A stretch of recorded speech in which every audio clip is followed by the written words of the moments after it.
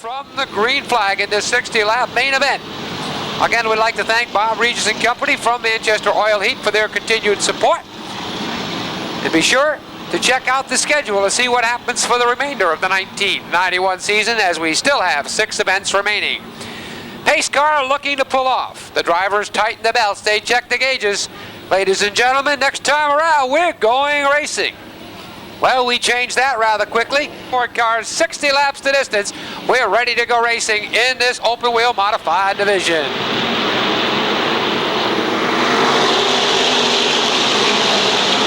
Side by side, they enter turn 1. Randy Sayers out front with car number 29X. He had a good run in his qualifying event earlier tonight, looking to duplicate that effort here in the feature event. The field stays side by side. We got trouble in turn number 2. Right up front, but it looks as though everybody may have skirted. He reappears at the pit gate, comes out on the racetrack, but we're back under green, costing him some valuable ground. Ross about to go down a lap, making things a bit tight on turn 2. He quickly pulls off the racetrack. The rest of the field stays on the throttle and under green.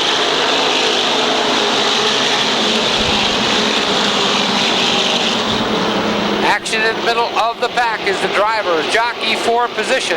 They shuffle the deck once again on that 300-foot long back straightaway. And we've got a car sideways in turn 4. It's Harry Rice in car number 5. He quickly recovers, looked to come back out, but he lost some valuable ground in the meantime.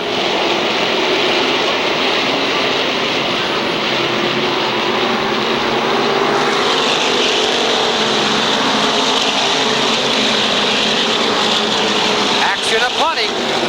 Side by side racing throughout most of the field. Everybody looking to improve their position, climb the point standings ladder, and do the best they can before the checkered flag falls.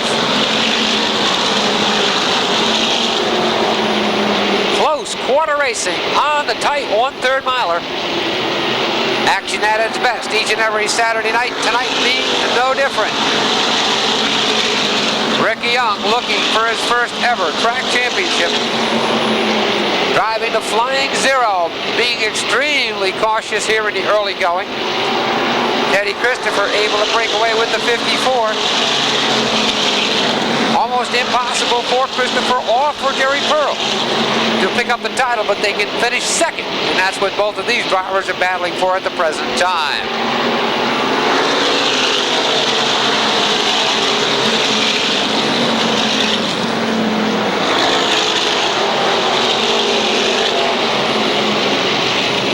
Robin Drown in trouble with the 64.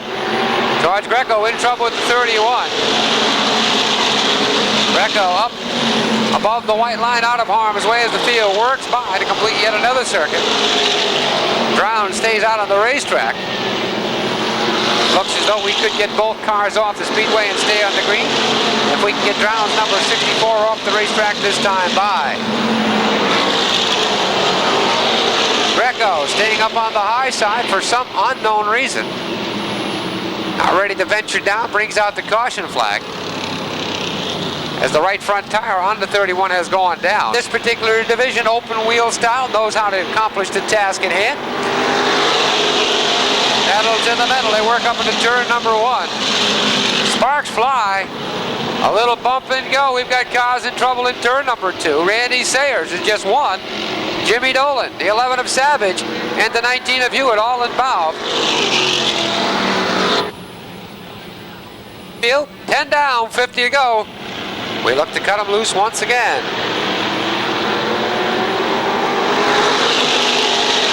Mike Christopher wasting no time, grabs off the lead again. The X6 really percolating down the back straightaway, followed by the number 27 of David Gaeta. Charlie Savage still in the thick of it with the number 11. A lot of bumper banging going on through the turns as they stack them up quite heavy. It was close, but everybody hangs on. We stay on the green as they shuffle the deck down the back straightaway. Mark Lajeunesse, Teddy Christopher, and Jerry Pearl all coming to the front. Bringing along Donnie Vanell, the 3 of Broderick, and the 0 of Ricky Young. Ricky Young searching for his first ever feature win in open wheel competition with a flying 0. Being extremely cautious in this main event. He'd like to be there, won the Checker Falls, and win the championship out on the racetrack.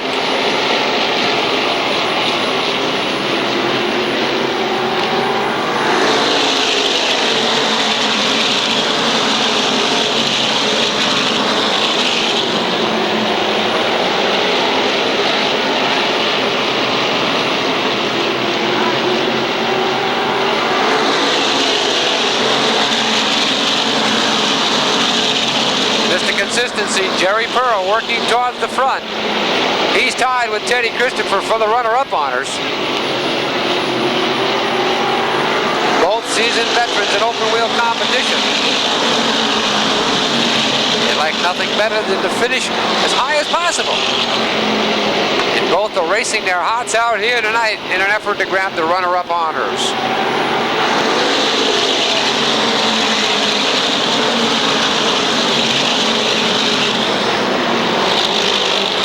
Pearl won just last Saturday night, so he knows how to complete the task.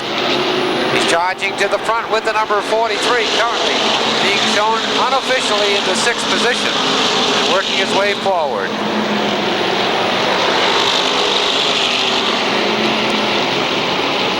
Ricky Knapp in trouble with the 16 in turn number 4.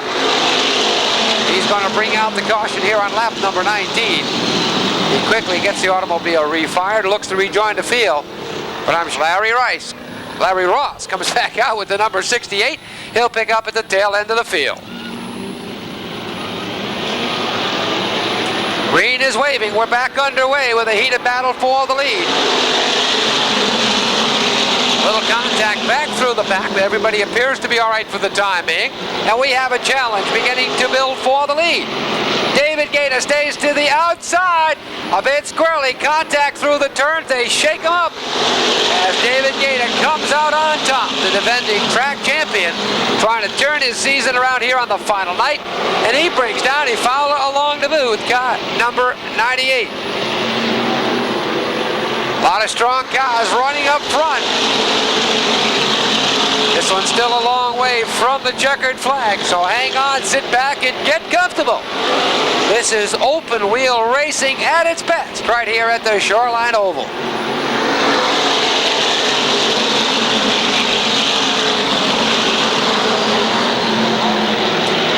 It looks as though Mike Christopher may have run into some type of mechanical problems with the X6.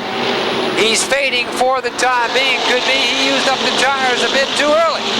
But then again, he may be just sitting back waiting to see what's going to unfold over the next few circuits.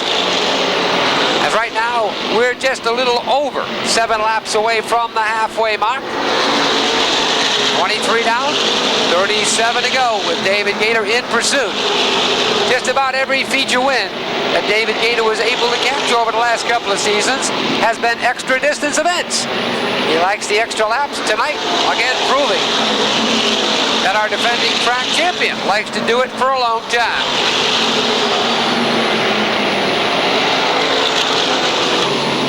Problems in turn 2. We've got a car off the pace, sitting down on the lower part of the speedway.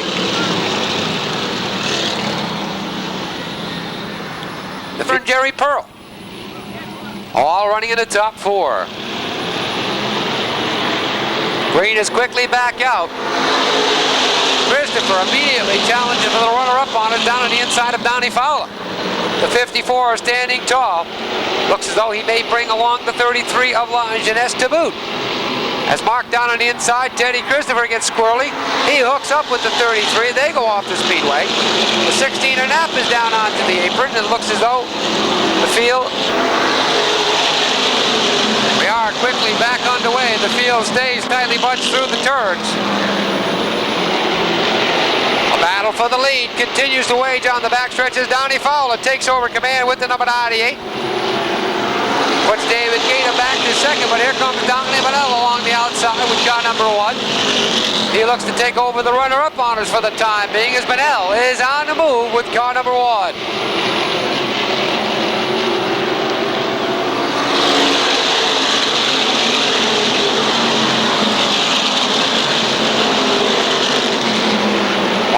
some of the better drivers at the back of the pack have their work cut out for them.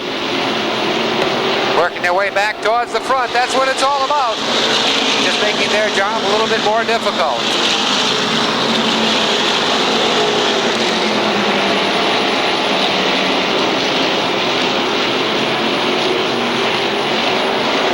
Fowler out front, car number 98. He's been there before, just about 3 weeks ago. The halfway marker coming out this time by the Westbrook Exxon sponsor. Number 98's out in front of the field and flying.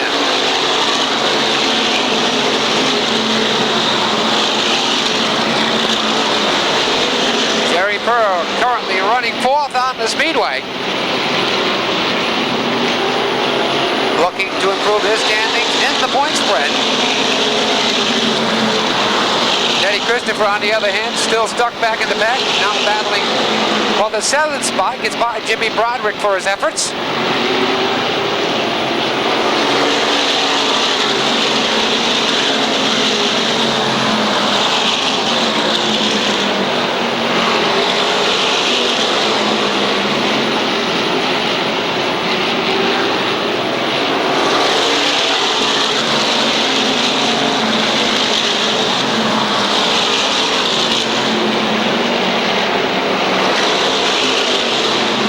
Fowler, Bonnie Bonnell, David Gator, Jerry Pearl, Ricky Young. That's the top 5.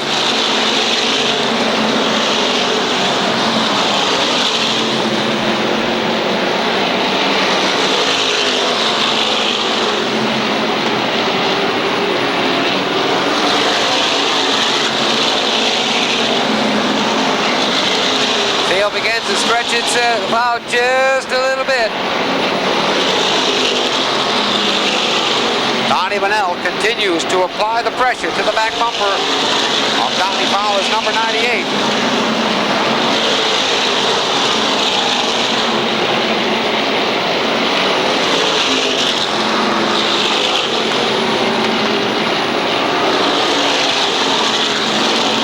Action aplenty. Everybody looking for a fine finish to end the point season. And points come increasingly more important as laps tick off.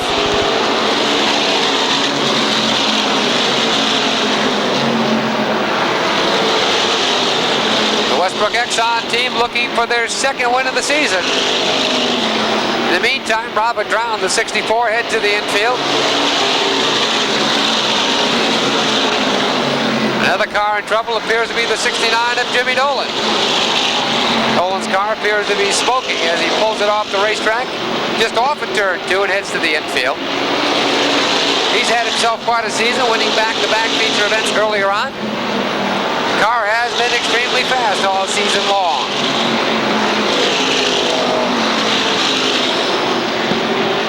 Laps to go. Make that 19 as they cross the stripe. Donnie Fowler is out front. Donnie Bonnell right on his back bumper. Then it's David Gator and the 43 of Pearl. The 0 of Ricky Young. The 19 of Hewitt. The 54 of Christopher. That's the top 7. How they stack up at the present time, at least.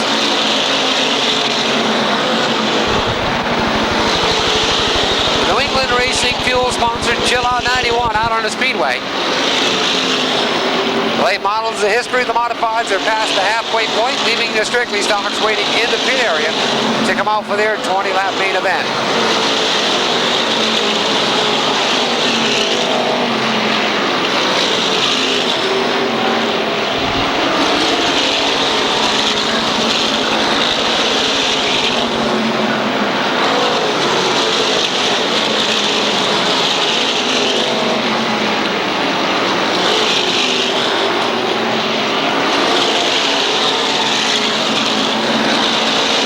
Status quo for the time being, down to a 15-lap sprint to the checker.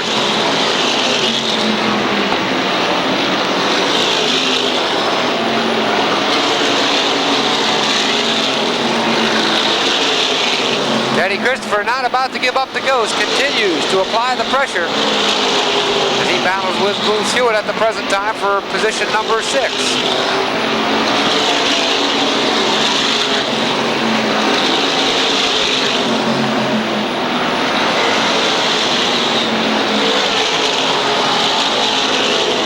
comes in turn 2. Teddy Christopher goes around with his own party to celebrate the good times had here in 1991.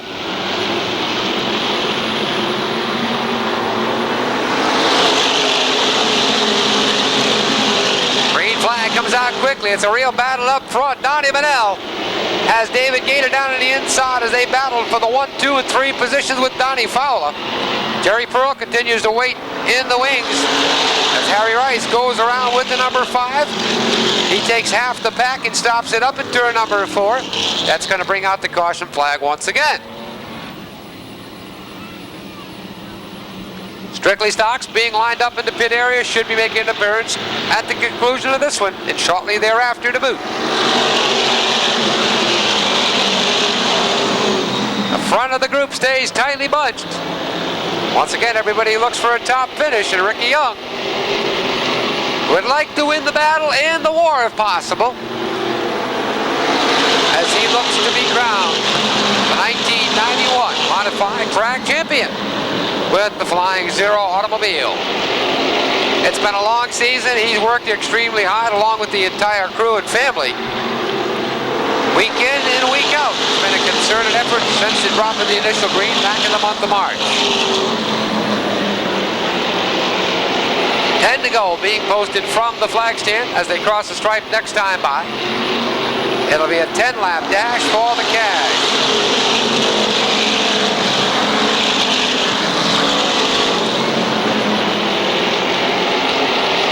Middle of the pack continues to run. Door handle to door handle.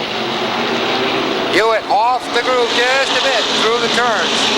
That cost him a couple of spots as Phil Rondo and Mike Christopher were able to motor on by. That should put Hewitt somewhere around position number 10 at the time being, with just 8 laps remaining to be run.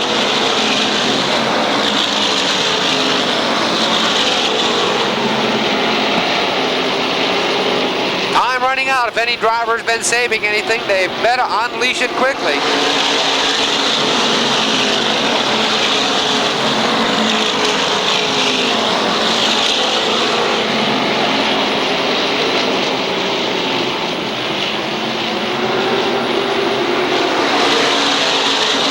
Working down to a 6-lap dash. That's all she wrote in this 60-lap main event.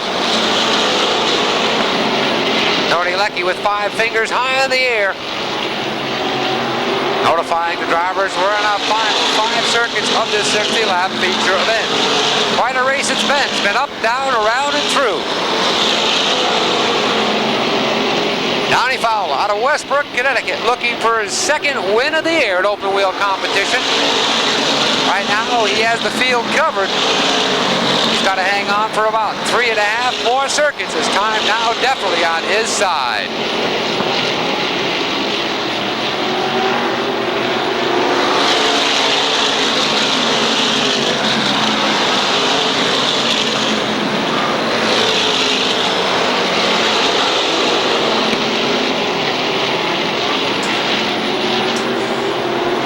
Marker going out to Donnie Fowler, car number 98, the Westbrook Exxon sponsored Chevrolet, looking for win number 2 in 1991. Donnie Bennell coming on strong. He's running that runner-up spot with car number 1. Then it's Jerry Pearl, Mr. Consistency. He's running in the 3rd spot.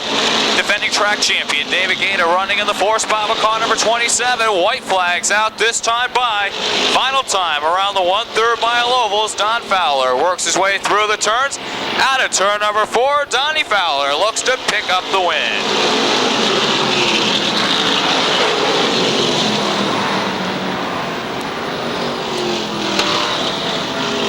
Finishing in the runner-up spot, car number 1 from Montville, it's Don Bennell. Jerry Pearl from Colchester, he settles for the 3rd spot. Unofficially in for position number 4, it's car number 27 for David Gate of Niantic. As your winner, looks to pull down into victory lane, the Westbrook Exxon, sponsor number 98, a Chevrolet Cavalier for Clinton, Connecticut driver Don Fowler.